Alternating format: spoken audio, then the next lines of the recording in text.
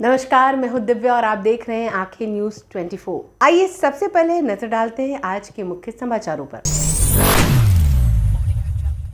नमस्कार, मैं अमित और आप देख रहे हैं आंखें न्यूज 24। हिंदुस्तानी व मोर्चा के राष्ट्रीय अध्यक्ष व लघु जल संसाधन मंत्री डॉक्टर संतोष सुमन ने कहा कि विपक्ष अराजकता फैलाकर सत्ता हासिल करना चाहता है। राजद के राज्यसभा सांसद मनोज झा की बातों से यह साफ हो गया कि विपक्ष द्वारा वोट चोरी का आरोप किसी चुनावी प्रक्रिया को सुधारने का प्रयास नहीं बल्कि देश में अराजकता फैलाना व जनता को भड़काना है। वहीं संतोष सुमन ने आगे कहा कि विपक्ष का रेजिम चेंज मॉडल बांग्लादेश है। इस पूरे खेल को अमेरिका, नाटो, तुर्की और कई इस्लामी देशों जिसमें पाकिस्तानी खुफिया एजेंसी आईएसआई भी शामिल है द्वारा फंड प्रदान कर संचालित किया जा रहा है। जॉर्ज सोरोस और अमेरिकी डीप स्टेट की मंशा को सफल करने की दिशा में विपक्ष की तैयारियां। उन्होंने कहा कि पिछले साल अगस्त में बांग्लादेश में हुए तख्तापलट मॉडल को विपक्ष भारत में दोहराने का मंसूबा पालकर चुनाव आयोग जैसे संवैधानिक संस्था पर सवाल खड़ा कर रहा है। इसलिए विपक्ष की मंशा अपने भ्रामक तथ्यों से देश की जनता को गुमराह कर सरकार के खिलाफ भड़काना है।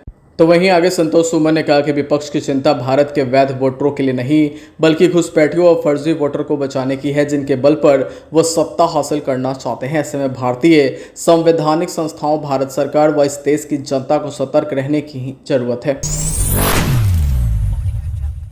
नमस्कार, मैं अमित और आप देख रहे हैं आंखें न्यूज 24। विकासशील इंसान पार्टी यानी वीआईपी के संस्थापक और बिहार के पूर्व मंत्री मुकेश सैनी ने कहा कि वोटर अधिकार यात्रा को बिहार की जनता का जबरदस्त समर्थन दे रही है। साथ ही आगे उन्होंने कहा कि सभी समुदाय और धर्म के लोग बड़ी संख्या में सड़कों पर उतर रहे हैं। यह देखना उत्साहजनक है। लोग सड़कों पर उतरकर लोकसभा में विपक्ष के नेता राहुल गांधी और सभी पार्टी नेताओं का स्वागत कर रहे हैं। उन्होंने कहा कि हमारी यह यात्रा सुनिश्चित करती है कि हर नागरिक का वोट सुरक्षित रहे। उन्होंने कहा कि लड़ाई आने वाली पीढ़ी के लिए लड़ाई है। उन्होंने कहा कि आज वोट का अधिकार है, तभी हम बिहार के मंत्री बने और लालू प्रसाद यादव मुख्यमंत्री बने थे। उन्होंने कहा कि आरएसएस, भाजपा और चुनाव आयोग मिलकर लोगों को वोट काट रहे हैं और कहा जा रहा है कि तुम भारत के नागरिक नहीं हो। यह लोकतंत्र की बचाने की लड़ाई है। अगर हम भारत में हैं तो भारत के ही नागरिक हैं। उन्होंने कहा कि चुनाव आयोग को लेकर राहुल गांधी ने मतदान को लेकर शिकायत की और अब उन्हीं से एफिडेविट मांगा जा रहा है। चुनाव आयोग जो शिकायत की गई उस मामले की जांच करनी चाहिए। चुनाव आयोग से हमारी लड़ाई नहीं है। चुनाव आयोग का काम चुनाव कराना है। आज विपक्ष जो सवाल उठा रहा है उसे चुनाव आयोग को जांच करना चाहिए। चुनाव आयोग संवैधानिक संस्था है, उसे नागरिक के साथ होना चाहिए, लेकिन आज लगता है कि वो खुद एक राजनीतिक पार्टी बन गई है। नमस्कार, मैं अमित और आप देख रहे हैं आंखें न्यूज 24। लोकसभा में विपक्ष के नेता और कांग्रेस सांसद राहुल गांधी ने सोमवार को चुनाव आयोग को सीधी चुनौती दी। वहीं बिहार के गया में आयोजित एक जनसभा में उन्होंने कहा कि कांग्रेस पार्टी हर विधानसभा और लोकसभा सीट पर वोट चोरी को बेनकाब करेगी और इसे जनता के सामने लाएगी। उन्होंने आरोप लगाया कि बिहार में स्पेशल इंटेंसिव रिवीजन के नाम पर चुनावी धांधली हो रही है और चुनाव आयोग भाजपा के साथ मिलकर लोकतंत्र को नुकसान पहुंचा रहा। वहीं आगे राहुल गांधी ने कहा कि चुनाव आयोग उनसे हलफनामा मांग रहा है, लेकिन अब पूरा देश चुनाव आयोग से हलफनामा मांगेगा। उन्होंने दावा किया कि कांग्रेस और इंडी गठबंधन हर राज्य, हर लोकसभा और हर विधानसभा क्षेत्र में चुनाव आयोग की कथित गड़बड़ियों को उजागर करेगा। उन्होंने कहा कि थोड़ा समय दीजिए, हम हर सीट पर आपकी चोरी पकड़ेंगे। जैसे प्रधानमंत्री नरेंद्र मोदी जी के पैकेज की घोषणा करते हैं, वैसे ही चुनाव आयोग ने बिहार के लिए एसआईआर नाम का स्पेशल पैकेज दिया है। इंडी गठबंधन इस साजिश को कामयाब नहीं होने देगा। बता दें कि इंडी गठबंधन की रणनीति और चुनाव आयोग पर हमलावर राहुल गांधी ने साफ कहा कि इंडी गठबंधन सत्ता में आने के बाद चुनाव आयुक्तों के खिलाफ कार्रवाई करेगा। उन्होंने आरोप लगाया कि आयोग बीजेपी के दबाव में काम कर रहा है। उनका कहना था कि बिहार ही नहीं बल्कि महाराष्ट्र, असम, पश्चिम बंगाल जैसे राज्यों में वोट चोरी हो रही है और कांग्रेस इसे जनता के सामने लाएगी। दिल्ली में चुनाव आयोग की प्रेस कॉन्फ्रेंस के बाद भी राहुल गांधी ने दोहराया कि वे चुनाव आयोग से डरते नहीं। समाचारों में वक्त हो चला एक छोटे से अंतराल का। पटना में कई वर्षों से शिक्षा में अहम योगदान दे रहा है Gyansthali high school Alamganj Patna city, जहां 10वीं और 12वीं की बोर्ड परीक्षाओं में 100% अंक प्राप्त कर रहे हैं बच्चे। एक ऐसा स्कूल जहां न केवल होती है पढ़ाई बल्कि साथ ही साथ होती है कल्चरल एक्टिविटी, स्पोर्ट्स एक्टिविटी से जुड़े गेम्स, मैथ ओलंपियाड से लेकर साइंस ओलंपियाड, जहां बच्चों के लिए स्कूल कैंपस अत्याधुनिक सुविधाओं से लैस, छोटे बच्चों के लिए वाहन और ट्रांसपोर्ट की विशेष सुविधा। तो देर किस बात की, आज ही कराएं अपना नामांकन Gyansthali high school Alamganj Patna city में, जहां नामांकन की प्रक्रिया जारी है। संपर्क करें पुलिस चौकी Alamganj main road near Alamganj थाना पटना बिहार 800007। समाचारों में आपका फिर से स्वागत है। नमस्कार, मैं अमित और आप देख रहे हैं आंखें न्यूज 24। बिहार में राहुल गांधी की वोट अधिकार यात्रा के बीच जदयू के कार्यकारी अध्यक्ष संजय झा ने कांग्रेस पर निशाना साधा। वहीं सोशल मीडिया पर राहुल गांधी को जननायक बताने वाली पोस्ट को लेकर तंज कसा। संजय झा ने कहा कि टाइटल चोरी करके कोई जननायक नहीं बन जाता। सोमवार को उन्होंने एक्स पोस्ट पर लिखा कि बिहार की जनता के दिल में बसे जननायक सिर्फ कर्पूरी ठाकुर हैं। ये बात किसी से छिपी नहीं है कि दलितों पिछड़ों की बुलंद आवाज बने कर्पूरी ठाकुर को कांग्रेस ने ना तो जीवन काल में कभी सम्मान दिया और न ही उनके देहांत के बाद। वहीं गैर कांग्रेसी दलों के समर्थन से वर्ष 1970 में जब कर्पूरी ठाकुर बिहार के पहले गैर कांग्रेसी मुख्यमंत्री बने, तब भी कांग्रेस आलाकमान ने उनकी सरकार को गिराने के लिए तमाम हथकंडे अपनाए थे। इससे पहले ही जदयू के कार्यकारी अध्यक्ष ने 2005 में नीतीश कुमार की न्याय यात्रा की फोटो शेयर करते हुए राहुल गांधी को घेरा था। उन्होंने कहा कि इस समय जो लोग संविधान की किताब लेकर बिहार में घूम रहे हैं, क्या वे प्रदेश की जनता को बताएंगे कि कांग्रेस ने संविधान को ताक पर रखकर 2005 में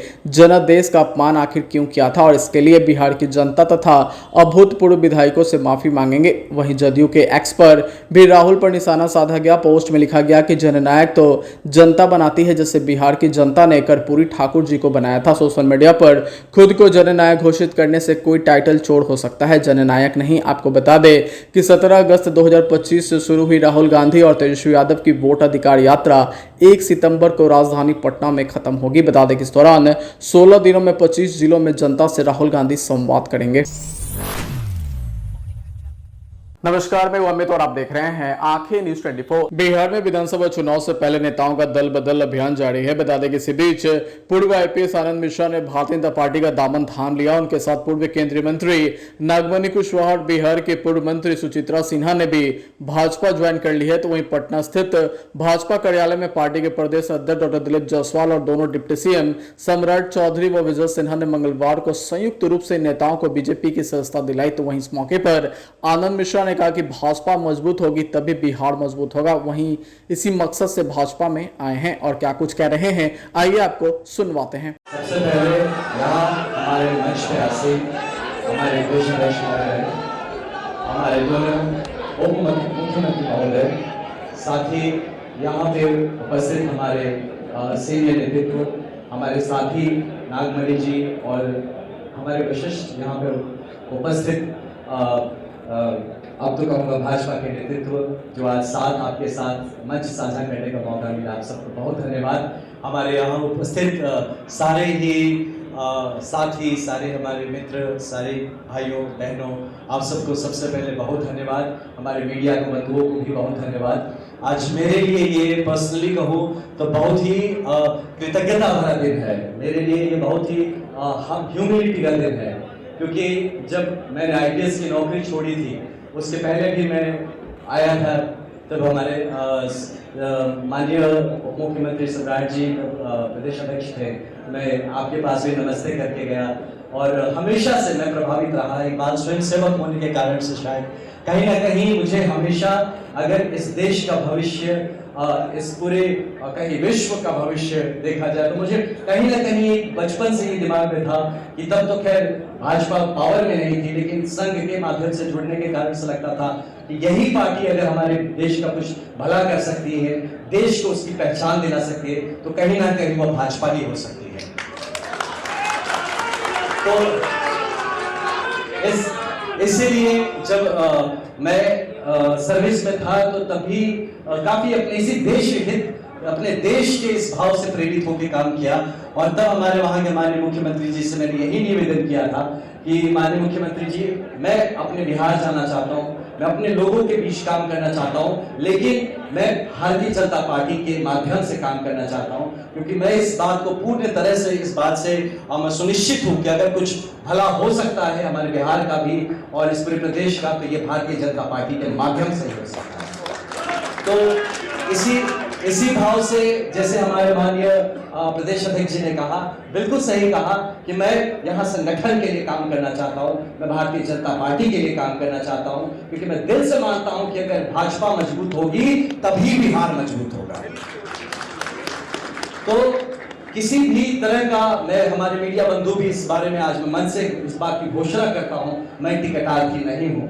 मैं किसी चुनावी मुद्दे को लेकर नहीं आया कि मुझे चुनाव लड़ना है इसलिए भाजपा जुड़ना है, बिल्कुल ऐसी कोई बात नहीं है। मैं सिर्फ अपने इस परिवार को, मैं भाजपा मजबूत है, मेरे मजबूत करने से नहीं होगा, भाजपा पहले से मजबूत है, मैं भी उसमें हाथ बटाना चाहता हूं और अगर थोड़ी मजबूती बढ़ा सकूं ये करना चाहता हूं। बहुत सीखना है अभी मुझे। मैं तो जैसे आईपीएस में ज्वाइन किया प्रोबेशनर था, मैं अभी राजनीति का प्रोबेशनर हूं, मैं सीख रहा हूं और हमारे यहाँ नेतृत्व करता हमारे जितने अग्रज है, मैं आपसे निवेदन करता हूं कि अपने अनुज के रूप में मुझे कुछ बताइए, सिखाइए, मार्गदर्शन करते रहिए। आप सबसे से भी मैं मार्गदर्शन की अपेक्षा रखता हूं और ये मानता हूं कि हमारे यशस्वी माननीय प्रधानमंत्री श्री नरेंद्र मोदी जी के नेतृत्व में जो हम भारतवर्ष का ये सपना है कि इस पूरे विश्व का गुरु बनेगा, तो ये कुछ काम करके बनेगा, सिर्फ नाम से नहीं। और ये काम जमीन पे उतरता हुआ आपको हर प्रदेश में नजर आएगा जहां भाजपा की सरकार है। तो ये बहुत जरूरी है कि हम सब मिलके तन मन धन पूरा जीवन समर्पण ये करके हम भाजपा के लिए काम करें, क्योंकि अगर भाजपा मजबूत बनेगा तो बिहार मजबूत बनेगा और बिहार मजबूत जब तक नहीं बनेगा भारत मजबूत नहीं बन सकता। इसलिए मैं आज इस मंच से, मैं सर आईपीएस में जब ज्वाइन किया तो हाथ उठा के शपथ लिया था तिरंगे के सामने, तो आज फिर मैं आपके सामने हाथ उठा के शपथ लेता हूं कि मैं जब तक जीवित हूं इस गेरुए में जिंदा रहूंगा, जब मरूंगा इस गेरुए के गौरव को ऊंचा रखते हुए मरूंगा। तो बहुत आप सबका बहुत धन्यवाद। मैं ज्यादा शब्द नहीं है, मैं भाव से अवहेलित हो रहा हूं, मैं कृतज्ञ भाव से पूरी तरह से आज हम्बल होके एकदम आप सबसे धन्यवाद कहता हूं और मेरी किसी भी बात को अन्यथा ना ले।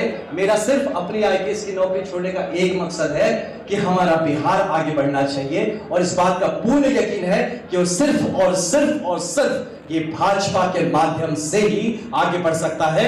तो आज सब मिलके हम लोग इस बात का वचन ले, कसम खाए कि जब तक जिंदा रहेंगे अपने भाजपा को, अपने परिवार को, अपनी पार्टी को मजबूत करेंगे और इस मजबूत पार्टी के माध्यम से मजबूत बिहार और हमारे माननीय प्रधानमंत्री का सपना मजबूत और विकसित भारत की रचना करेंगे। तो एक बार मेरे साथ सब दोनों हाथ उठा के कहेंगे, भारत माता की।